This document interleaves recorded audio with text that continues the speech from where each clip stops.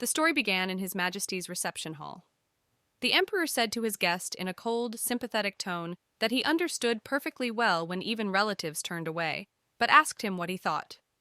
He raised his head but remained silent for some time. Duke Ein von Eder was still very young, but he was already the head of the family of the Guardians of the Sea. While the north of the continent was protected by the emperor's family, the duke's family guarded the foggy seas in the south, where strange things sometimes happened. Monsters of various kinds lived there. As the duchy defended its territory, it grew stronger and stronger, and even the imperial family had to consider the matter, as they could not stand by and watch. The emperor wanted to give his daughter, from the weakest family, in marriage to the duke. The young man saw His Majesty's intentions, but agreed to the marriage aloud. A few days later, the duke received a letter from the barony of Lavo. He was a little surprised by this, but he knew that the daughter of this family was about to turn 20. However, in the end, it did not matter to him who his wife would be, because he was not sure that he would be able to enjoy marriage. His only hope was that his bride would not run away immediately, frightened by the cold and fog in these lands. However, when he saw his bride, he was speechless, because standing before him was a child. The girl did not greet him with a happy look either. Looking closely, she immediately thought that this was the same unworthy duke who wanted to marry a 5-year-old child. In her past life, she was a commoner who couldn't even get into the magic academy. But with this one goal in mind, she taught herself magic and became a supreme mage. Joining forces with her allies in the magic tower, they were able to defeat the dragon that had been terrorizing the nations of the world. But just when she thought that everything had finally ended well, she was betrayed by her closest friend. She thought that this was how her life full of disappointments had ended. However, in her next life, she was also unlucky and the girl fell seriously ill. The doctor said that if her father could find a plant and make a decoction, everything would be fine. The man asked where he could find the plant. The doctor told him, but immediately emphasized that the price would be high. Meanwhile, the girl thought that she was lucky to be born into a baron's family. The girl thought that thanks to this, she would have everything she wanted. But she quickly realized that she was wrong when the baroness started screaming that the price was exorbitant and they couldn't afford it. Turning to her husband, the woman shouted that it was his fault for getting the maid pregnant, so now he had to deal with it. The baron knew that they didn't have that kind of money. Finally, he said that they would have to give up on saving their daughter. Hearing this, the girl was devastated. Although she had been given a life in the baron's family as Nazia de Lavo, it did not save her. Because the spell around her heart remained at the level of a supreme magician, her child's body could not cope with it. After her father gave up trying to save her, the baroness began to treat her terribly. She even forbade her to go outside, fearing that her illness was contagious. Gradually, the spell consumed the girl's heart, and her condition grew worse and worse. She endured unspeakable pain day after day. However, one day the baroness burst into the girl's room with a group of maids and ordered them to cover the girl's ugly scars. Without explaining anything, they immediately grabbed Nazia while she tried to escape. The girl began to cough up blood, but the baroness did not care. The woman only insisted that not a single drop should fall on her clothes. Noticing the wedding dress, the girl was shocked and did not understand why she needed it. Noticing the girl's surprised look, the woman explained that from today she would become a bride and marry Duke Eider. Now the young duke stood looking at his bride and still couldn't believe it. He turned to the knight who had brought the girl and asked if it was really true that a child had been sent to him as his wife. The knight looked away and replied that the duchy had given its consent, to which Ein said that he had not expected a child to be brought. The knight said that if the duke sent the girl back, she would be branded a renegade for life. Ein angrily replied that he would never forget this insult. After that, he returned to the girl. For a moment, she thought that the duke was handsome. The boy told the knight to give them a few minutes. When he leaned toward her, the girl smelled a familiar scent and suddenly remembered that it was the smell of the sea. When the duke held out his hand to her, the girl placed her small hands in his palm and thought that the pain of this unusual event was nothing compared to the pain in her heart. She felt uncomfortable with the duke looking at her like that and quickly turned away. A few minutes later, Ether announced that he was accepting the little lady into his family. The girl was shocked. She was ready to call him names, but suddenly the duke said that the condition was that she would become his adopted daughter. This surprised her even more, because she was sure that even if she became his adopted daughter, she would still be the duke's child. However, she could not understand what the duke's plan was. She could not forget Rayton, who had betrayed her, who also wanted to kill the dragon for a better future. However, she understood that if she refused this offer, she would not be able to return to the Baron's house. The thought crept into her head that as long as her heart did not settle down, nothing terrible would happen if she stayed in the duchy. Finally, she said that she agreed to the terms. She was willing to do anything, even if it meant working as a servant in the duchy. Before she could finish her sentence, the girl suddenly felt ill. She slowly lost consciousness and began to fall. The Duke quickly ordered someone to call a doctor. As soon as the sun touched the girl's face, she woke up instantly. Natsia quickly looked around and immediately noticed that there was a lot of space around her. She wondered where she was. Suddenly, she heard someone notice that she had woken up and tell someone else to let them know. Approaching, the maid asked the young lady if she knew where she was. The girl introduced herself and said that from today she would be serving the young lady. The girl was a little embarrassed, but immediately thanked Azelta. The maid said that the young lady should not address her so formally. A moment later, the maid said that the furniture in these rooms was intended for adults, but soon everything would be reworked to order, so she asked her to wait a little. Looking at the girl, the maid silently cursed Baron Lavo's last words.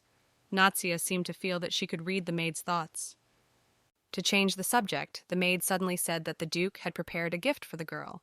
The little lady was surprised, and the maid immediately showed her a beautiful candy. However, the treat itself was almost as big as the maid, not to mention the girl.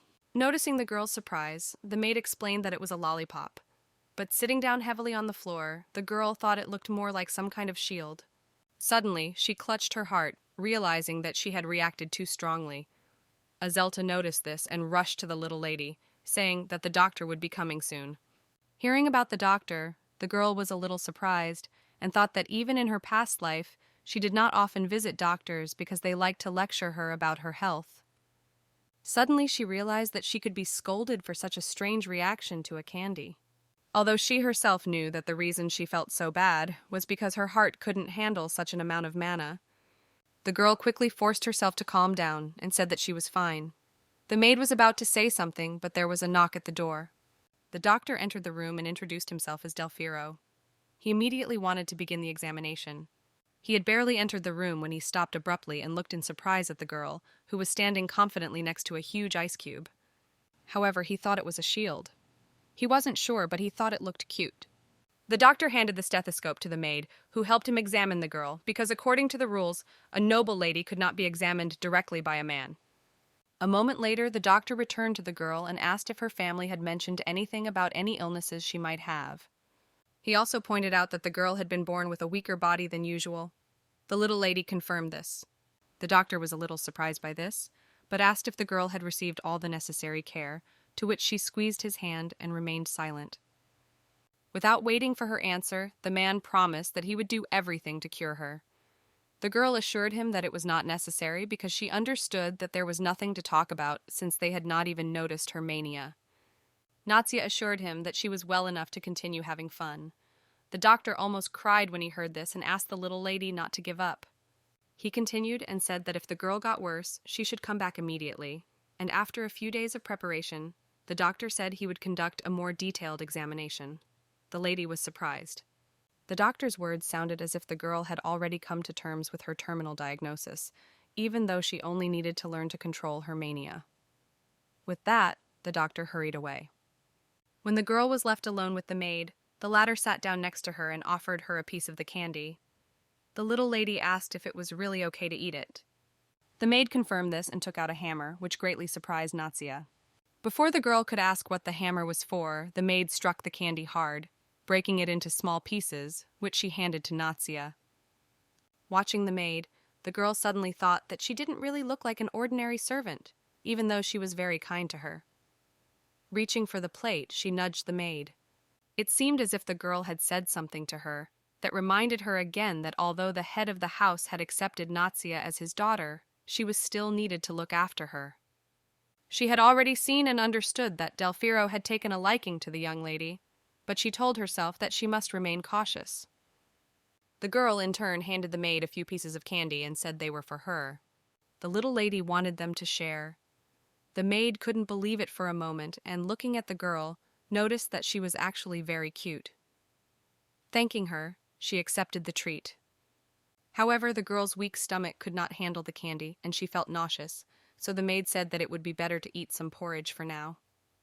The next day, the Duke received a letter from the Lavo family. The servant explained that after the detachment they had sent did not return, they had no other choice. A couple of days ago, bodies were found in the forest, which were probably sent by the Lavo family. He was surprised that these knights were unable to deal with ordinary monsters. In the letter, they wrote that if the bride arrived at the estate unharmed, they would arrange the marriage. The Duke crumpled the letter in anger and quickly threw it into the fire. He couldn't believe that not only had they sent him a 5-year-old girl, but they also expected him to marry her. The servant was angry at the Baron's insolence and wanted to write a reply, but the Duke said he would do it himself because it concerned a child from his family. As long as she bore his surname, he would not allow the Baron's family to come near Natsia because she was now his daughter. Eider understood that formally, the Baron was deceiving him. If this led to a battle, he would be able to avenge the insult and restore his honor. However, he still could not understand why he insisted on adopting this girl. Suddenly, he realized that she reminded him of himself. The doctor distracted him from his thoughts. When he came to his senses, the Duke immediately asked Delfiro if he had really made detailed preparations for the girl's examination. However, the Duke immediately noticed that the preparations had taken a little longer than expected. The doctor confirmed this, but explained that the girl's heart was so small that it was difficult to examine, as if something was squeezing it. After that, the doctor quickly changed the subject and said that he had heard the other maids eating ice candy, which he had initially mistaken for shields. He also said that everyone wanted to receive a gift from the little lady, but when people began to crowd around, it seemed that the girl became a little nervous. He was told that the girl was most frightened by the shadow of a tall man, so Delfiro assumed that times in the barony were much harder than they thought. The Duke understood everything, so he said that they would have to calm the girl down and assure her that she had nothing to fear now. Natsia was already lying in her bed, but sleep would not come. She looked around her room again, which had changed so much recently. She couldn't understand why everyone was so kind to her. If this had been her past life, she would certainly have helped someone in the same situation. However, even though the people in the duchy were much better than those in the barony, she did not want to trust anyone until she found out Eider's true intentions. The maid approached her and, noticing that the girl was still awake, greeted her, to which the little lady asked to be allowed to sleep a little longer. The maid had no objection and said that she would tidy up the room in the meantime. When the maid left to do her chores, the girl slipped out of bed unnoticed. She wanted to explore the area, so she cautiously peeked out of each door and tried to sneak quietly to the exit. When she stepped outside, she was immediately met by tall mountains. Noticing the thick fog, the girl paused for a moment. Reaching out her hand through the fog, she immediately felt that it was almost like mist, and as she breathed it in, she felt it filling her. Natsia began to look around, because if the fog was so thick, there must be grass somewhere. She was not mistaken when she found rare grass growing nearby. She needed it for her potion. The little lady suddenly noticed that even the sand was pure mana. She was amazed because for her this place was almost paradise. Looking around to make sure no one was nearby, the girl decided to use the mana from the fog as her own, because she couldn't control her own yet due to her physical limitations. The girl decided to use the magic of invisibility to continue exploring the area. That's how she ended up on a beach where the waves were crashing violently. Natsia saw a huge shell and quickly approached it, unable to believe that such enormous shells existed. Looking closely at the shell, she saw something inside that looked like mussels, but noticed that they were completely dry and thought that they could be used as a table. She went inside and laid out all the grass on the table. The girl couldn't contain her joy because she liked it all so much and her heart felt lighter. Continuing to laugh happily, the girl leaned back a little on the shell to sit comfortably and thought that this place could be her secret hiding place. Suddenly she heard a strange sound, and in a moment the shell closed. The girl did not have time to do anything and realized that she had fallen into the mollusk's trap. The shock almost stopped her heart, so the girl quickly forced herself to calm down. In the complete darkness, something suddenly lit up. Opening her eyes, she saw a pink pearl. The girl was sure that it wasn't someone's magic, so she assumed that it happened naturally. This moment gave her the confidence that it wasn't time to give up. Thanks to the mana that the girl looked outside, she managed to make a magic circle. That's how she used the magic of discovery. That way, she would know for sure if there was anything nearby. However, the pearl wouldn't leave her alone, and the girl tried to reach it to see if she really couldn't touch it, but it was out of reach. When she thought she was about to reach the ball, it suddenly disappeared, and the girl did not even have time to react. Voices began to be heard outside, and the shell slowly opened. A crowd of people gathered around, and the girl could not immediately see anyone because of the bright light. The girl barely held back her tears when she saw Azelta. The maid immediately took the little lady in her arms and, pulling her out of the shell, shouted for someone to take the girl to the mansion. Once inside the palace, the girl couldn't stop shaking because she didn't expect so many people to go looking for her. It was even more unexpected than when the shell closed. The maid said that it was better not to go near such mollusks because they grow so large due to the strange fog around them. The girl did not immediately understand about the fog. The maid asked her not to do that again and said that she was very worried about the little lady. Natsia could not believe that someone was afraid for her. In her past life, she had almost always been thrown into hell, and no one had ever cared about her like this before. The girl understood that there was nothing to take from her, which made it even stranger that the maid was so worried about her. She asked Azelta why she liked her. Smiling, the maid reached into her pocket and took out the same pieces of candy and said that the girl had once given her something valuable. That was why the maid had promised to serve the girl until the end of her days. Natsia looked at the remains of the candy in surprise and after a moment said that this candy really worked wonders. Deeply impressed by this effect, the girl thought that she should give out more pieces of this candy. While Azelta was helping the girl wash up, she noticed that all this was still strange, because she was sure that she had used the magic of invisibility, so she did not understand how they had found her so quickly. When she woke up in the morning, the girl sat up a little in bed. Looking around, she noticed someone standing behind the door and called the maid to ask about it. The maid immediately replied that it was Knight Losha, who had been assigned to guard these rooms. Immediately after that, Azelta asked Mare to call the knight to the lady. The girl remained silent, although she had no idea how to get acquainted with the knight. When the knight approached the little lady, she immediately looked up at him and was somewhat surprised. The knight introduced himself as Losha Diaz and said that he was serving as her guard by order of the Duke. The girl immediately noticed the knight's eyes and quickly realized that he had a mystical gaze that allowed him to see the unfathomable. Such vision allowed him to see better. However, when tired, they temporarily lose their sight.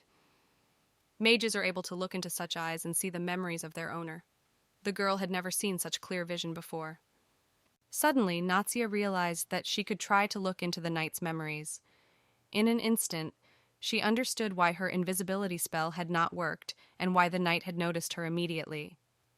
After that, Losha immediately reported this to the Duke, and if they wanted, they could catch her right away. She was a little upset that her invisibility magic was so weak. The maid noticed that something was bothering the girl and asked her about it. Natsia blushed and apologized for looking for so long. The girl said she was impressed by his eyes, and the maid explained that everyone in the Diaz family had eyes like that. The little lady was genuinely surprised that they weren't fake. She complimented the knight on his eyes, and he was impressed. The girl thought it was a little strange to say such a thing on a first meeting, so she changed the subject and asked him to take care of her. Kneeling on one knee and taking the lady's hand, Losha said that he would sacrifice his body and soul for her. After that, Azelta immediately said that she was glad that the girl was not frightened by the knight's gaze. Natsia was a little surprised, but then she noticed that Mar looked a little uneasy next to the knight. This intrigued the little lady, and she thought that perhaps people in this city did not like mystical eyes. The man shouted loudly, holding a bloody sword in his hands, saying that it was not a lady, but some kind of monster. Behind the boy, everyone was talking about Mark Diaz, who had killed the lady and kept saying that she was no longer herself and wanted her to be killed, but in the end, he did it himself. People also saw that these eyes had been passed on to his son. Losha heard every word they said, but did not respond, only trying to get away quickly when he heard that they considered it disgusting. His younger brother distracted him from his terrible memories and asked what he was thinking about. The boy said nothing, but was glad to see his younger brother and quickly hugged him. Freya was almost suffocated in the embrace, and when he broke free, the boy asked to go for a walk. The older boy thought for a moment, because the fog was very thick today, but finally agreed and said he would watch over his younger brother. The boy was very happy and promised not to stray far. Suddenly, the boy asked why his older brother was in such a good mood. Losha replied that someone had called him handsome. The younger boy thought that someone had taken a liking to his older brother's face. However, his brother denied this and said that it was not his face, but his eyes. The boy was impressed and fell silent for a moment, then asked who liked his brother's eyes. Diaz replied that it was a young lady who had recently arrived. He said that the girl had compared his eyes to sparkling diamonds. Frey seemed a little jealous of his brother and said that he would also like to hear such words. After Natsia got to know her bodyguard better, she began to notice that he was now staying closer to her. The girl even thought that she would like to see the knight's eyes more often. She also thought that she had come to a paradise, remembering the sand and everything else that was woven from magic. Suddenly, she realized that after the huge shell closed, it was almost impossible to open it with brute force. She hoped that other people had not noticed her magic circle, but just in case, she decided to say that it had been there before she arrived if anyone asked. The girl also understood that she could not stay in this place forever, so she had to explore the area as quickly as possible. A maid came to her and asked the little lady if she would like to read a book. The girl happily agreed and said she wanted a book with lots of pictures. Azelta promised to bring one soon. The girl had already thought that they would bring her something about the climate or nature or something like that. However, she was brought a children's fairy tale. At first she was surprised, but she had nothing else to expect, because she was still a child. It was good that Natsia already knew how to read. As soon as she opened the book, she saw a text on the first page saying that the first emperor, Milian Brahman, was the one who banned magic. The lady couldn't believe it and reread the sentence again. She continued reading. It went on to say that the first emperor could no longer restrain the power of the magicians, so he imposed a ban on the use of magic on the continent. However, some still ignored the ban, for which the emperor's knights hunted down everyone because magic was extremely dangerous. Therefore, all the magicians who were caught were taken away. After that, the cheerful fairy turned to the children in the book and told them not to worry, because all the magicians would soon be executed. Natsia was shocked that people were being killed because of magic. She quickly realized that now the question was not about using her for their own purposes, but if her mana could be detected, the girl would already have been executed. Realizing this, she almost threw the book away because she understood that her magic circle was still inside the shell and she did not know what to do. The maid noticed the girl's reaction and thought that she didn't like the book, but the little lady assured her that this was not the case, saying that she suddenly felt very sleepy. Azelta simply wished her sweet dreams.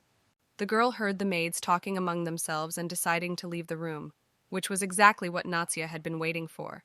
But suddenly she realized that the foal was still there and silently asked it to go away. No matter how long she hid under the blanket, the knight did not leave and stood at his post, so the little lady had no choice. Finally, the girl quietly used her invisibility spell and even flew a little above the ground. However, using 2 variations of magic at once was still very difficult for her, so she knew she couldn't hold out for long. The girl quickly jumped out of the window and landed softly. She had to destroy the magic circle immediately before anyone found out about it, but if someone already knew about it, she had to find out who. When she came to the place where the shell was, she quickly opened it, but she did not expect to find Duke Eider inside. The Duke was told that the girl had been found by the sea in the fog, but he did not understand why she had come here. What could have interested the girl in such a place? He did not want to question his daughter about it, because he was afraid that her weak heart would be frightened by punishment, so he decided to check everything himself. The Duke could not forget that this sea had frightened him very much in his childhood. Once, his brother, who had always hated him, smiled at him and said that he had hidden his sword in a shell. The servants and the other knights also laughed for some reason, but at the time he couldn't understand why. Ignoring them, the boy went to the shell his brother had told him about. However, the shell was closed, of course, and monsters began to gather around. Now the boy understood why the servants and everyone else had been laughing at him. He began to cry quietly, begging someone to save him, but he quickly realized that no one cared whether he lived or died. Now thinking about it, he realized that the fog was no longer so thick and that Natsia was relatively safe. Suddenly the Duke looked up at her. The girl stopped and thought that her adoptive father had probably noticed her, but quickly dismissed the idea as nonsense. With that, she continued on her way and climbed into the shell. The Duke almost rushed towards her. The girl also looked up at him. She couldn't believe that all this could be real, that despite her invisibility spell, the Duke could still see her. In her past life, those who had mastered the art of sword fighting could sense the magic of invisibility. However, they only noticed slight fluctuations in the air. But the Duke could see her, and the girl did not understand what kind of master one had to be to do that. Ain in turn asked his daughter if this was her place. She replied that it was not, and decided to quietly cancel the magic of invisibility because it no longer made sense. Then the Duke asked why she had brought sand here, and the girl replied that it was beautiful. He also asked about the dried grass leaves, and the girl gave the same reason. The Duke said nothing more, and the girl breathed a sigh of relief that Ether did not condemn her. Suddenly, she noticed that the Duke was looking at something, and when she looked in that direction, she noticed that the fog had grown thicker, so she could not see what was there. While she was trying to see something, the Duke said that soon the fog would cover even the estate, and then various monsters would come out. The boy also emphasized that those in the sea were even more dangerous than those on land because they sneak up from behind unnoticed. The Duke said that for this reason he would not be at the estate for some time. So he told the girl that if she wanted to make this place her own, she should do so, and he would not come here anymore. The girl was amazed that the Duke had allowed her to take something into her own possession, as she understood that everything around her belonged to him. She knew that she was currently very weak and of little use, and she did not understand why the Duke was so kind to her. The girl wanted to ask why Ether had taken her into his family. The Duke paused for a moment, then told her that he had an older brother who constantly bullied him because he considered him a threat to his title. After the shell closed and he was left alone with himself, he realized that no one in his family was on his side. After that, An focused on building up his strength on his own, after which his father chose him as his successor, and upon receiving the title of Duke, he expelled his brother and all his servants from the estate. The Duke confessed that he had always been haunted by emptiness, but when he met her, who was so similar to him in the past, he wanted to give her everything he had been deprived of in his childhood. The Duke continued and said that in his opinion it was a wonderful opportunity for both of them, because she was able to escape from the Baron's family, and if she wanted, she could later take revenge. Natsya was impressed. She understood that the Duke was telling the truth, and that it was beneficial for both of them, but she suddenly wondered if a 5-year-old child could really understand these words. The Duke said that if she had any more questions he would help her, then turned and walked toward the mansion, telling the girl not to stay there too long. Watching him leave, she thought that the Duke was really smart, but for some reason he hadn't thought about magic. She decided that it was because he hadn't heard of it. She even smiled a little, because it wasn't surprising that the Duke hadn't heard of magic in a world where it was forbidden. And yet after this conversation, she felt a sense of lightness. The next day after the walk, Losha personally carried the little lady in his arms to the estate, and the girl suddenly wondered when the knight had become her personal transport, but she couldn't refuse. The girl knew that from this angle she could continue to gaze at his eyes, which she liked so much. Suddenly the knight turned to her and said that instead of secretly running away from the palace, she should ask him for help. The lady asked if he would help her at any time. Natsya said that the knight must not tell anyone about her escape. The knight remained silent, and the girl realized that he might ignore her childish words. A moment later, Losha said that he would report everything to the Duke after her return, and the girl smiled and said that it would look as if she had never left. Diaz couldn't help but agree that some people shouldn't know about her escapades, referring to the doctor. The girl was surprised to find this interesting. The little lady held out her little finger to seal the promise, but the knight simply replied that it was his knight's oath to keep his promises no matter what. She was delighted. However, Delfiro still found out about her last escapade, and she had to listen to a lecture, but remembering her past life, it was even sweet to hear. The doctor warned that if the little lady did not take care of herself, he would start adding sour herbs to her food. In both of her lives, the girl hated sour things. The sun had not yet risen, and the girl was still fast asleep in her crib, but in a moment she began to dream and shuddered slightly in her sleep. The Duke placed a small bag next to her and, looking at the girl, thought that she was having a nightmare. Either thought that this was the first time he had seen the girl so close since the day they met. He wanted her to be the first to understand that she was safe in this place. That's why he realized that he shouldn't have approached her so thoughtlessly and drew a parallel with himself because he was the same. The spikes, which were still too small to cause any harm, could only hurt their owner. That was why only when she understood that they were allies would they be able to have a serious conversation. After that, the Duke left the girl's room and, walking down the corridor, suddenly said to his knight that he would like to make a toy, preferably a hedgehog. So Eider ordered that several sketches be brought to him, from which he would choose. The knight was surprised at first, but promised to organize everything quickly. When the girl finally woke up, she was told that she had slept for 2 whole days. Natsia did not believe it at first. Helping the little lady eat, the maid said that the sun was now behind the fog, so it was sunny outside, and asked the girl to spend more time in the yard. Suddenly, she noticed a bowl standing on the table behind her, and asked the maid what it was. Azelta stood up and said that the Duke had left it for her while she was asleep. The maid said that the Duke was sorry he had come in without permission last time, so he had prepared a gift. The girl looked at the bowl, genuinely surprised that Ether had done this for her. On the tray were pink shells, herbs, and a small jar. The maid asked if the little lady liked it. In a moment, Nadia beamed with a smile and said that she liked it very much. She thought that a simple apology would have been enough, but here she had a whole gift. The girl thought that this was more than enough, and leaning over the gift, fell into thought. The maid asked her what she was thinking about, and the lady asked the maid to wait.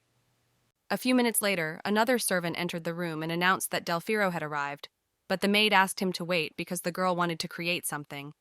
The servant also wanted to see. After a while, the girl finally made an enchanted amulet out of shells. The servants applauded her joyfully, rejoicing with her. The servant said that it was very beautiful, but now it was time for the inspection. The girl asked them to do it as quickly as possible because she wanted to go somewhere else. The little lady said that she would also like to make such amulets for her maid, doctor, and knight. Meanwhile, Losha quietly peeked into the room. Azelta asked where the lady wanted to go, and she replied that she was going to see the Duke. Walking down the corridor, the girl was beside herself with joy, holding the amulet in front of her. Natsia thought that the Duke was not a bad person after all, so she decided that this amulet would help her get to know her adoptive father a little better. Suddenly, someone appeared in her path. She bumped into the stranger and dropped the amulet, which rolled away a little. The smell of money hit the girl's nose. She looked up and met a pair of somewhat angry eyes. The girl immediately noticed that the stranger looked very much like the Duke, but something was not right. The man said he had come to meet his niece. She could not understand how one could show all their malice with just a look. Losha immediately appeared before her and said that the lady looked dissatisfied. The stranger was angry that the knight dared to show his disgusting gaze in front of him. The girl thought that the stranger's eyes looked no better, but the man calmed down in an instant. The man said that he wanted to leave a good impression, so he quickly introduced himself as Cassian von Eater, but a voice behind him said that he had long since lost his surname. The uninvited guest replied that it was cruel to force him to live the life of a commoner, to which the Duke replied that he was only allowed to visit the estate for family events. The Duke's brother asked if this girl was the same family event, because she was very lucky to be reborn from a poor baron's family into the Duke's family. Suddenly there was a crash, and the man told his brother that he had let the palace go to ruin because there was rubbish lying around everywhere. The girl clenched her hand in anger because it was the shell of an amulet. The Duke's brother continued, saying that the girl had no friends here, so he had come to keep her company. However, the girl immediately spoke up and said that she did have friends here. When Cassian asked who they were, the little lady pointed to 3 people standing behind her. The man just laughed and called her faithful servants things, saying that some people were not even worth trying to talk to. The girl did not even want to listen, and thanking the Duke's brother for introducing himself, turned around, called her friends, and led them away from that place, and they immediately obeyed her. Cassian wanted to stop the girl. The Duke also stood there speechless. Both were impressed, but neither understood what the girl meant by introduced himself. As soon as the girl disappeared with her servants, the Duke quickly grabbed his brother by the collar and warned him that he had only 24 hours to leave the palace. However, the elder brother was not concerned. He could not forget the girl's words about people who should not be associated with, and thought that she was referring to him. Returning to her chambers, the girl beat her pillow with all her might, while the servants stood silently at the door and watched. The lady was angry that she had not had time to give her the amulet. Losha even asked if the pillow was really soft. The maid assured him that the pillow was made of the finest cotton. They continued to watch her, remembering how the girl had rebuffed the uninvited guest, and rejoiced that their lady was not only beautiful, but also very intelligent. Finally, Azelta asked everyone to go about their business, as it was time for the girl to rest. Approaching the girl, she asked if she was really so angry. For a moment, Natsia fell silent, then said that she was so angry that she was ready to kill the Duke's brother with a hammer, and pointed to the table where the object lay. The maid smiled and said that she would support the girl in this, because she had thought the same thing. The lady was surprised, and the maid said that she didn't like him either. The maid wanted to change the subject and said that the most important thing now was that she had asked for a special treat to be prepared for the girl and that it would be brought soon. The little lady was very happy. However, when the food was brought in, the girl was disappointed. She saw the porridge she ate every day, but the maid told her to look at what was next to it. Opening the box, the girl saw cookies. The little lady was very happy, and the maid said that they had been specially made to be easy on the stomach and offered the girl a try. After tasting one, the girl immediately lit up with a smile and said that it was really delicious. The maid asked how the lady was feeling now. The girl replied that she felt better after eating them, and the maid was delighted. A moment later, Azelta said that if the heart is filled only with anger, it will quickly harm its owner. The girl first looked at the maid in surprise, then smiled and assured her that from now on she would think only good thoughts, after which she thanked her. When night fell, the girl went to bed with satisfaction after the day she had had and thought that it was all thanks to the maid. Suddenly, the girl noticed that light was coming into the room. Looking at the window, she noticed that the curtains were not closed, although the maid would never have left them like that. Looking out the window, the girl noticed Cassian and jumped out of bed. He began knocking on the window and telling her to open it. The little lady decided to ignore him, but the man began to say that he could fall and the Duke would be blamed for his death. The girl became alarmed. In addition, he emphasized that he could spend the whole night there. At that, the girl realized that this man was not going to give up so easily. She got out of bed and approached the window, warning the uninvited guest that if he tried to come in, she would scream. Cassian told the girl to save her voice for another time because today he had come to give his niece a gift and threw a stone through the crack. The man said that the shiny things looked incredible, and without giving the girl a chance to respond, said that since she had accepted his gift, it was time for him to go. The girl stood there for a while, staring at the stone. She knew it was an unusual thing, a magic stone. Besides, it was unusually tightly compressed. In the past, such stones were simply thrown away because they were unstable.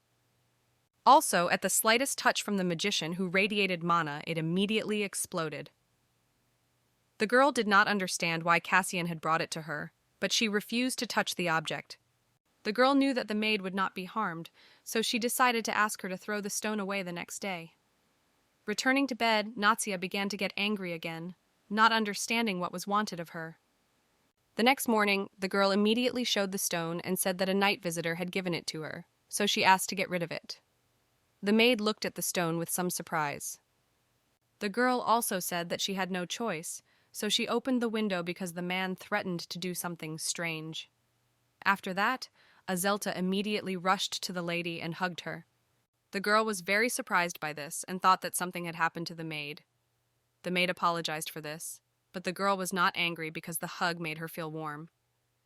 The little lady wanted to explain that all this had more to do with the Duke than with her, but the maid said that Cassian was very powerful and that the girl needed to become even stronger to protect herself. The maid also asked her not to open the windows to anyone in the future.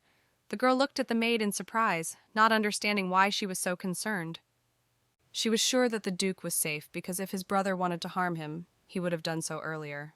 Natsia also thought that she herself was safe because if there was a loud noise, Losha would immediately come to her room. She did not expect the maid to be so worried. However, understanding this, she took the maid by the hands and promised to be more careful. Azelta calmed down a little when she heard this. A moment later, she asked the girl to wait a little and left her alone for a while. The little lady was very surprised by this, watching the maid follow her. Suddenly, Losha rushed into the room, apologized for the night's events, and said that it was his fault. The girl tried to calm him down, saying that she hadn't called him. After that, the knight said that from now on he would also guard the outside.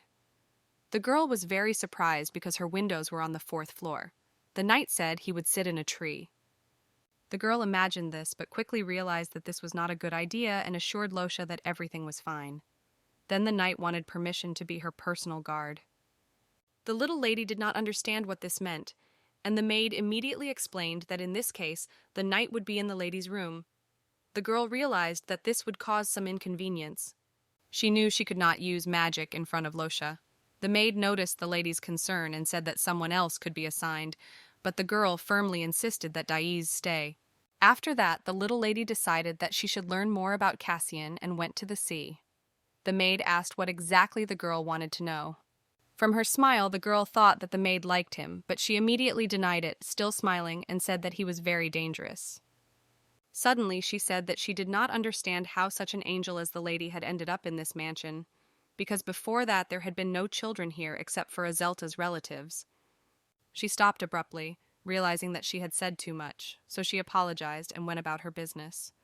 The girl wanted to stop her, not understanding why the maid had suddenly changed her mind. The lady looked at her maid in surprise. She knew that the maid had relatives, but she understood that now was not the time for questions. She decided that it would be better to continue gathering information about the Duke's brother. Moving on, she met a knight on her way. He immediately introduced himself as Henas, the eldest of the knights of Itara. The girl was surprised that he introduced himself so formally. The lady decided to start questioning him right away and asked if he knew anything about Cassian. He replied that strange things had been happening around that man. The fog would thicken, and the plants would wither. Natsia thought about this because both the fog and the plants in this place were magical, so she assumed that the Duke's brother might be a magician. The girl asked if the guest was perhaps an athlete because he had managed to reach her window on the 4th floor. The knight was surprised, but he had heard that the man had been agile as a child. Suddenly, someone behind him confirmed the knight's words. Looking back, the girl saw her adoptive father. The Duke said that he had already been informed about yesterday's incident. Seeing the Duke, Losha immediately knelt in greeting, but His Highness was only angered at the sight of the knight because he had been given orders to protect the lady and he had broken them. Natsia immediately spoke up in defense of her guard and said that Cassian had climbed through the window, so Sir Losha was not to blame. The Duke was surprised that his daughter had so bravely defended the knight, so he decided not to punish him, but he could see that his older brother was upset with the girl. The girl could not hide the truth and bowed her head. To calm his daughter, the Duke gently stroked her head and said that he would do everything in his power to protect her, but that she must be careful. The girl was touched. She was pleased by this gesture from her adoptive father, but this idyll was interrupted by a knight who came to report that troops had been sent to the Sea of Fog. The Duke took his hand off the girl's head and turned to leave, but his daughter stopped him for a moment. Turning around, he saw an amulet made of shells in her hands. The girl said that she had wanted to give it to him last time, but it had been broken. The Duke accepted the gift. However, when he put it on, the girl noticed that it was too small. She was disappointed because she had used all the plants she had to make it. Noticing his daughter's concern, the Duke smiled and sincerely thanked her for the gift. The little lady was impressed by the Duke's smile because she had never seen it before, and she was so surprised that she couldn't even speak. Returning to her room, the girl began to rejoice that the Duke liked the amulet. The servants rejoiced with her and also thanked her for the amulets that the lady had given them. After that, Azelta asked who else the girl wanted to give the remaining 2 amulets to. The lady thought for a moment because she definitely wanted to give one to Delfiro, but she didn't know about the other one. She didn't have time to think, as her thoughts were interrupted by a knock on the door. The invited knight had come to deliver a message from the Duke for Losha. He was immediately summoned to the Diaz estate. The knight was also told that the Duke ordered the stone to be placed near the estate as soon as possible, and that he must leave immediately. The girl was surprised by the mention of a stone. Losha immediately returned to the little lady. He was ashamed because today was his first day as a personal guard, but he asked to be excused. The lady immediately agreed. She understood that it was something urgent, so she did not want to delay the night. Diaz remained silent, then simply promised that he would return soon. Azelta watched the knight leave with some sadness. The girl suddenly asked what kind of stone they were talking about. The maid explained that it was used to temporarily clear the fog. The maid suggested that it was most likely for one of the lady's friends. The girl was surprised. Nausea thought that Sir Losha had a son, but the maid denied this and said that it was not a son, but a younger brother. The girl then thought that the urgent message was about that friend. The maid said that the child had been very ill since birth. Holding the shell amulet in her hands, the girl asked the maid if the friend was so ill that he could not meet her. However, she first had to obtain permission to visit from the Duke. Her adoptive father explained that monsters were more active at this time of year, and the fog was even thicker. The maid agreed and explained that it would be very dangerous, but the girl almost rushed forward and promised that she would only deliver the gift and return immediately. Noticing his daughter's determination, the Duke said that the problem with the fog could still be solved, but he had a couple of conditions. The first condition was that the girl would only go accompanied by a group of knights, and she would first need to obtain permission for the trip from her doctor. The girl was surprised that her adoptive father agreed much faster than she had expected, but his conditions made her a little wary, so she decided to pretend that she did not understand. After the maid carefully explained the Duke's words, the girl finally said that she understood everything. The Duke, in turn, thought that he should have explained it in simpler words. At this, the little lady said again that she understood everything and asked the maid to tell her friend that she would arrive soon. Turning toward the exit, she said goodbye to the Duke. When his daughter left, the Duke thought that he had never refused her anything before, but he noticed that the girl had been expecting his refusal, so she immediately began to persuade him. He understood that she still needed time to open up to him. Besides, the girl still addressed him as Your Highness, even though the Duke had made it clear from the first day what their relationship was.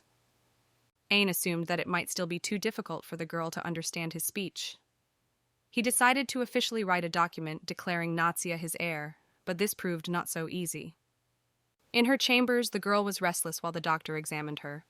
She wondered if she could leave, but Delfiro said her heart was not yet stable. The girl did not want to hear this. She was not interested in her heart, but in her general condition, and she wanted to hear that she was healthy, but the doctor again emphasized that she would not have enough stamina for the trip. Without waiting for the doctor's verdict, the girl placed an amulet in his hand and whispered that if he let her go, she would grant him any wish. The doctor was taken aback, but finally said that he would accept the gift, but it would not change his mind. The girl exclaimed that she felt fine and was healthy. Finally, the doctor relented and said he would allow her to travel, but on the condition that if the girl's condition worsened, she would inform him immediately. The lady was delighted and agreed. However, a moment later, she felt a sharp pain in her heart. The doctor wanted to rush to her, but she assured him that everything was fine. She was just too happy. The Duke began to read the doctor's report carefully, in which he wrote that the girl's heart was weaker than that of her peers and that she was not feeling well. So he could not give permission for the trip because she would not be able to make it. His Highness clearly saw that the doctor had not given permission for the trip, but he understood that if he did not come up with something, it would negatively affect his relationship with his daughter. However, the Duke began to worry greatly about this, because he had no idea what to do in such a situation. But when the moment of departure arrived, the girl stared with her mouth open at what was in front of her. The doctor and the maid even smiled at this. In front of the little lady was a huge carriage with several small sofas inside. The girl rushed inside and said that it looked like a bedroom on wheels. The maid said that the girl could look out the window or take a nap if she got tired. Natsia said that the servants could also go to sleep if they wanted to, but the maid said that there wasn't enough room for them. Then the girl showed how adults could fit in, but as she lay down, she fell asleep without noticing, and when she opened her eyes, she jumped up. The girl was upset that they hadn't woken her up because she wanted to look out the window, but the maid said that the girl was sleeping so soundly that they didn't want to wake her.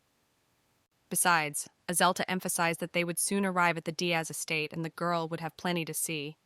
As soon as they arrived in front of the carriage, a horse appeared and bowed to the girl, thanking her for coming. The little lady sniffed and felt that this place smelled like a pharmacy. Delfiro immediately rushed inside, saying that a patient was waiting for him. The girl did not delay the doctor, and the knight, turning to her, said that he would quickly go and change into his uniform, but Natsia assured him that it was not necessary.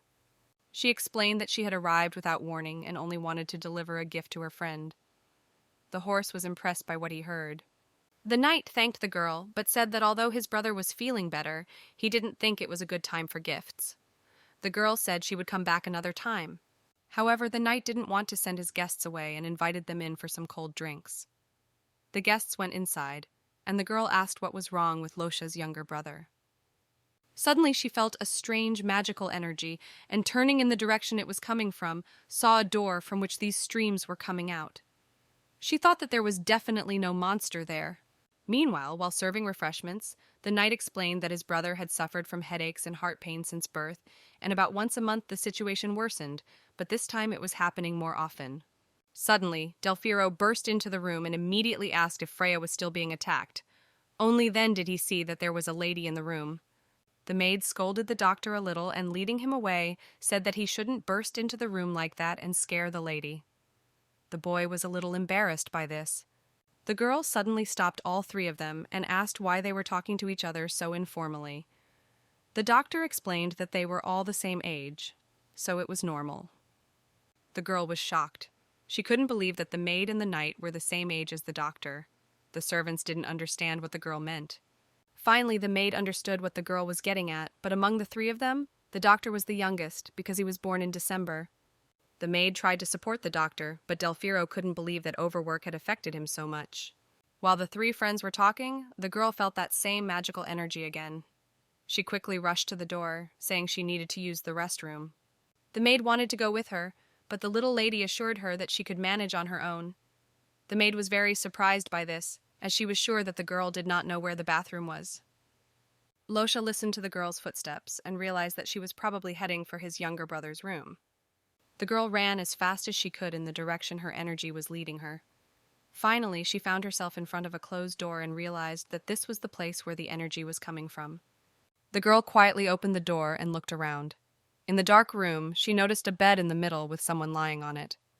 As she approached, she saw a boy who was breathing heavily. The girl had expected something like this and began to worry that the child had been through so much. Touching his hot forehead, she asked if he was all right, but quickly realized that the boy was in no condition to answer. In fact, she was already familiar with this illness. Streams of mana swirled around his body. This was called the awakening fever, which manifested itself before the full disclosure of a magician's powers. The sheer amount of mana was impressive. However, she knew that without intervention, such people did not survive past the age of 7. If the streams of mana were untangled, there would be a temporary but effective improvement, and by repeating the process, he could be cured. In her past life, she could have done this without any problems, but in a world where magic was forbidden, she had no choice but to accept the boy's death. The choice was difficult. Suddenly, a book lying nearby caught her eye. Looking at it, she saw that it was an encyclopedia of plants. Looking around, the girl noticed a whole shelf of books describing everything about the surrounding world. She realized that, having been born sick, the boy had never left the estate. Natsia turned to the boy and asked if he would like to leave this place to explore the world around him. She did not wait for his answer, but smiled, knowing what he would say. The little lady took him by the hand and said that this must be kept a secret, because the power he would receive must not be shown to anyone. She concentrated, and it felt as if the whole world had disappeared. Only she, the boy, and these streams of mana, which the girl was slowly untangling, remained. When she came to her senses, she opened her eyes, but noticed that she was already in another room. As soon as she got up, the maid rushed to her, but the girl still did not understand what was happening. The girl thought she had dreamed that she had gone to visit a friend and give him a gift. She did not have time to continue because the maid said that it was not a dream. At first, Natsia did not believe that she could have fallen asleep just from untangling the strands of mana, because this was only the beginning. The maid said that she had already reported everything to the Duke. She also said that Delfiro would soon arrive to examine the girl. The lady was very frightened to hear this, because a visit to the doctor immediately after exhaustion meant that she would definitely be scolded. When Frey heard from the doctor that it would be better to keep an eye on him, he already understood what that meant, and there was no answer. The boy was so happy to hear that the Duke's daughter was his age that he even began to practice. However, the result was disastrous. The knight's younger brother understood that his time to leave this world was coming soon, so he wanted to show himself in a good light one last time, but he couldn't. However, he never asked for much. He just wanted to take a little walk with his friend. So when he heard someone's voice asking if he would like to explore the outside world, something stirred inside him. He heard a voice asking him to keep the power he was about to receive a secret. Now, looking at his hand, the boy wondered if it had all been a dream, but he felt much better, as if something had pushed away what was squeezing his body. Losha came into the room and was glad to see that his younger brother was awake. Frey greeted him and decided to ask if his brother knew who had come to his room yesterday. The knight replied that it was a young lady and that she had said she would visit again when the boy was feeling better. He was impressed to hear this. Then the boy asked what the girl looked like. Losha went to the table, opened a book with pictures of beautiful trees, and said that the lady looked just like that. Taking the book, the boy couldn't take his eyes off the pictures of trees. Finally, he was able to believe that the girl had really been there. Next time, Frey wanted to go to her himself. As expected, the little lady Delphiro was angry with her for not saying anything when she felt worse, but the girl did not expect the Duke to come here too. Finally, the doctor said that he would quickly examine the lady and let them know. As last time, the maid would hold the stethoscope. Azelta said that the girl might feel a little cold at first. The girl knew that even the doctor couldn't just look at the young lady's body, so she wasn't surprised when the Duke also turned away, but she hoped that the little chairs wouldn't break. After finishing the examination, the doctor said that although the lady had fainted at the Diaz mansion, she was now much better. The Duke turned to his daughter and said a little angrily that she wanted to jump higher than her head. The girl did not know what to say in response because she could not reveal her and Freya's secret. Nazia replied that she was just tired, but this answer only annoyed the Duke, and he turned to Delphiro, saying that he would answer for his sins later. The girl saw that the doctor was being scolded because of her, so she immediately spoke up and said that she had gone to the boy's room herself because she wanted to see her friend.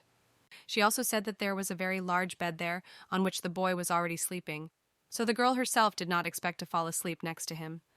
Azelta, in turn, said that it was her fault, but the girl denied it and said that the maid had asked her not to go there. After listening to everyone, the Duke slowly got up and looked at everyone. Although something unpleasant had happened, there was no one to punish because everyone seemed innocent. With that, His Highness announced his verdict. Until the fog cleared, the girl would be restricted from walking around the estate. The Duke also said that he would make a further decision after carefully examining the girl's well-being. Nazia quietly agreed. After that, Ayn handed the envelope to the maid. When the Duke disappeared behind the door, the girl almost immediately clutched her heart. The maid immediately rushed to her, and the girl thought she had been too nervous. Returning to bed, the girl pondered the Duke's words. Although they sounded quite frightening and she was quite scared, she thought about it. However, thinking about it now, she came to the conclusion that the Duke's prohibition was not meant to punish her, but simply that he was worried about her. Looking at the servants, the girl tried to figure out what a worried look should actually look like, because the Duke had looked as if he wanted to kill her. Suddenly, the girl remembered the envelope the Duke had given her and asked the maid about it. Looking at the envelope, the girl was a little surprised that something had come for her. There was no sender or recipient on the envelope. The letter only said that the Duke was her father. The girl was very surprised and thought that this was obvious, because Ayn had adopted her, so she did not understand what it all meant. The girl thought long and hard about why this letter had been sent, because she already knew that she was living in this mansion as an adopted daughter. Finally, she realized that it had been sent so that she would stop calling the Duke by his title. The girl gave the letter to the maid and told her to put it on the shelf for now, because she wanted to reply but didn't know what to write. The girl became agitated and began tossing and turning in bed because she realized that it still felt strange to call the Duke her father. While the girl was unable to find a comfortable position, she fell asleep without noticing. Delphiro noticed this and thought it was cute. After that, the doctor went to report everything to the Duke. An was glad to hear that the girl was feeling better, but he wanted to know if she had said anything else about the letter. The doctor did not know what to say because he could not imagine what the Duke had written in the letter. The girl fell asleep again, but she felt that it was necessary for her young body to recover. Nevertheless, upon hearing the news of Cassian's return, the girl began her day as usual. However, there was an extremely thick fog outside. The maid explained that the fog had completely covered the estate because of the sea, but it hated the blood of the eiders, so it couldn't get inside. The girl realized that the Duke's family had been very opposed to magic from the very beginning, which made them ideal for protecting this territory. Suddenly, Nazia realized that other houses could not boast the same, so she asked what was happening to them. Azelta said that they were all covered in fog. The girl immediately began to worry about Frey, who, judging by everything, could easily be penetrated by the magical fog, but Losha reassured her and said that her brother was fine and feeling much better. The knight was sure that it was all thanks to the lady's visit to the boy. The girl assured him that she had done nothing of the sort. The lady was delighted that the mist had not yet affected the boy, but she understood that if nothing was done, her efforts could be in vain. Suddenly, the maid picked up the girl.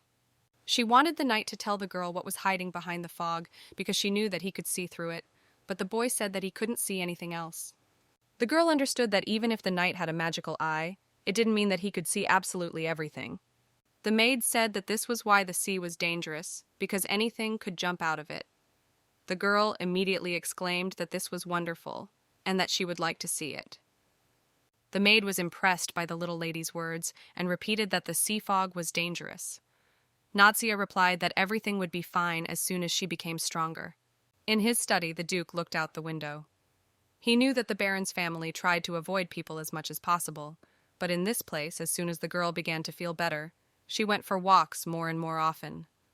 The Duke was pleased that the girl was opening up to him more and more, but he wondered if she was looking for her place, as he had once done in his childhood. Eder noticed that the girl was walking in slippers. Although he was concerned about the thick fog, he understood that winter was coming soon, and she would not be able to run around in slippers. The Duke said that it would be a good idea to get some shoes for the girl to wear when she went out. Delfiro replied that the lady already had several pairs of shoes. The Duke did not understand why the girl was walking around in slippers. The doctor was also curious, because the other shoes were also very comfortable and soft, but for some reason, the little lady chose slippers. The answer was simple, a habit from her past life. The doctor suggested making shoes from the same material as the slippers. The Duke thought about it and gave the task of first investigating the child's level of satisfaction and whether she wanted anything else. Ain asked who had made the slippers, and Delfiro replied that they were the work of the Kemper workshop. They made very cute animal characters and were popular in the capital. The Duke was not interested in where these craftsmen came from. He ordered them to be brought to the estate and promised to provide the tailor with free fabric for life. The doctor was very impressed by what he heard because he knew the history of this fabric. One day, the Duke's financial assistant, Rihar, came to him and said that he had a wonderful business plan that would allow them to achieve impressive results in the second half of the year. In these lands there was a flower called liatos, which bloomed quickly and fell only in the thickest fog. The threads of this flower's stem could be used to make a luxurious fabric. It was light and soft, exclusive to the Iterians, and everyone wanted it. The demand for this fabric was very high. The financial assistant wanted to say that working with this fabric on a regular basis would be very profitable. But for the Duke, it meant that strangers would be trespassing on Iterian territory. The Duke was very angry because it meant that people could instantly fall into the hands of monsters. The assistant had nothing to say in response, and the Duke dismissed him, saying that with such plans he had better not come more than once a month. Since then, he had been living in an outbuilding. Walking down the corridor, the assistant came across two servants arguing about something. The young man approached them and asked what was going on. One of them pointed to his colleague and said that the latest report should have been his, but his colleague insisted on a secret meeting with the lady and received a gift. In that case, the gift should have been his. The colleagues began to argue again, and the assistant tried to stop them and suggested a game to settle the matter. They agreed. The three played rock, paper, scissors, and Rekar won. He held out his hand and asked for the little lady's gift. Walking away with the candy in his hands, the assistant was very disappointed because, although he had received the lady's gift, if he had not been sent to the annex, he could have received the gift himself. On the way, he met two more employees, and they hugged each other because they all wanted to meet the little lady in person. Suddenly, the doctor called the assistant. Delfiro approached him holding a diary in his hands and said that he was looking for him because he wanted to discuss the summer fabric with him. Upon hearing this, Rekar immediately tried to run away because he did not want to be demoted even further in his profession, but the doctor tried to calm the employee down, assuring him that nothing bad would happen. However, the employee did not listen to persuasion, and the doctor had to break into the room where he had locked himself in. Two other employees heard strange noises but could not understand what was happening. As expected of a duke, his residence was very spacious, and even if the girl explored it for several days, she would still not be able to see everything. She also knew that there were places that could not be visited at all because of the danger of fog. That's how Nadia found out that there was one sanctuary that was closed 365 days a year. This intrigued her. The girl guessed that such places usually held family valuables or forbidden books, so she decided to sneak in there at any cost. The maid noticed the girl's sly look and asked if she wanted to visit there. The lady was surprised and asked again if it was possible, and the maid confirmed it. Azelta relayed the Duke's words that since the girl had become a member of the Eder family, there was no place on the estate where she was not allowed to go. The little lady was genuinely surprised. The girl then decided to ask what was in the sanctuary and how big it was. Losha answered that it contained items left behind by previous dukes, as well as other items found in the sea. The girl asked if the knight had ever been to the sanctuary. And when he replied that he had been there once with the head, the little lady also agreed that she wanted to go there, but after getting ready. The maid asked about the preparations, but the girl did not answer, because she was thinking about the treasures that were in the sanctuary. This was especially true of the items from the fog. Finally, the girl said that she wanted to prepare for a picnic in the sanctuary. This greatly surprised both the knight and the maid. The little lady also asked if they had a box to put all the necessary things in, and began to gesture to show which box she wanted. The maid handed her something similar, but a little smaller. Nevertheless, the girl was satisfied and immediately said that they had to go outside. Once in the garden, the lady began to dig the ground eagerly. The knights wanted to do it themselves, but the girl would not let them. The girl said that the knights did not know what kind of soil she needed. The men immediately assured her that they understood soil and wanted to show her, but the lady understood that they knew nothing about magic. In a moment, each of the knights handed her a shovel with a piece of soil, and the girl was surprised that they had all found the soil that was filled with magic. The girl pointed to the one that glowed the most. After that, she agreed to collect the other ingredients she needed, and in a short time, the box was full. Azelta said that she wanted to take it to an environmental laboratory first to make sure everything was okay. The girl did not object, because she was sure that they would not recognize the magic there anyway. Suddenly, the lady asked why the knights were playing with her. The maid explained that they would accompany Natsia to the sanctuary, and the girl was surprised that they were allowed to go there. The maid explained again that since they were helping a member of the Eider family, they were allowed to enter the sanctuary, and if the girl didn't believe her, she could ask the Duke. She thought about it. Nevertheless, she decided to ask the Duke to be sure. When she arrived at Ither's office, the Duke greeted her with some irritation. The girl saw his frightening face and thought that the Duke was angry, but she couldn't understand why. The lady cautiously said that she wanted to have a picnic in the sanctuary and asked if the Duke would join them. The Duke abruptly stopped writing, and the girl realized she had made a mistake because that was not what she wanted to ask.